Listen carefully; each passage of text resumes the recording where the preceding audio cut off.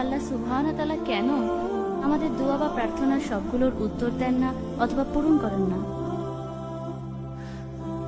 বোন, আপনি প্রশ্ন করলেন যে আমাদের সব দোয়া সেগুলো কেন আল্লাহ সুবহানাহু ওয়া তাআলা পূরণ করেন না।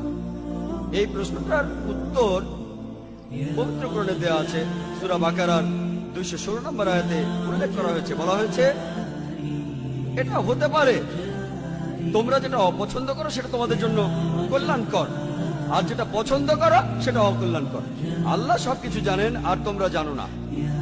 আল্লাহ পবিত্র কোরআনে বলছেন এটা সম্ভব, তোমরা যেটা অপছন্দ করো সেটাই কল্যাণকর, আর যেটা পছন্দ করো সেটা অকল্যাণকর। যেমন ধরুন, একজন খুবই ধার্মিক লোক, সে আল্লাহ সুবহানাহু ওয়া তাআলার কাছে দোয়া করলো যে আমাকে একটা মোটরসাইকেল দাও আল্লাহ, তাতে আমার যাতায়াত সুবিধা হবে। আর আল্লাহ সেই দোয়া কবুল করলেন না। আপনি হয়তো বলবেন সে খুব ভালো লোক ছিল, সে খুব ধার্মিক লোক, তার দোয়া কেন কবুল হলো না? আল্লাহ সুবহানাহু ওয়া তাআলা জানেন যদি লোকটার মোটরসাইকেল থাকে সে অ্যাক্সিডেন্ট করতে পারে আর পঙ্গু হয়ে যেতে পারে। আর পবিত্র কোরআন বলছে তোমরা যেটা পছন্দ করো সেটা অকল্যাণকর হতে পারে।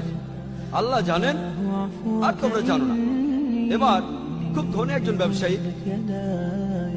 তিনি তখন লন্ডনের ফ্লাইট ধরার জন্য এয়ারপোর্টে যাচ্ছিলেন একটা চুক্তি করার জন্য। যে চুক্তিটা করলে তার লাভ হবে 100 কোটি রুপি। যখন তিনি এয়ারপোর্টের দিকে যাচ্ছিলেন, দুর্ভাগ্যজনক ভাবে রাস্তায় খুব বড় একটা ট্রাফিক জ্যাম ছিল আর তিনি সময় মতো এয়ারপোর্টে পৌঁছাতে পারলেন না। তিনি যখন এয়ারপোর্টে পৌঁছলেন ততক্ষণে সেই ফ্লাইটটা রওনা দিয়েছে, তিনি ফ্লাইট মিস করলেন।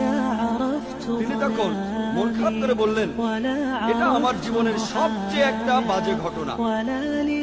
বাড়ি ফিরে যাওয়ার সময় গাড়িতে যে রেডিওটা ছিল তাতে লেটেস্ট খবর শুনলেন যে তিনি যে ফ্লাইটটা ধরতে যাচ্ছিলেন, যে ফ্লাইট লন্ডন যাচ্ছিল, সেটা ক্র্যাশ করেছে আর সেই প্লেনে যতজন যাত্রী ছিল তারা সবাই মারা গেছে।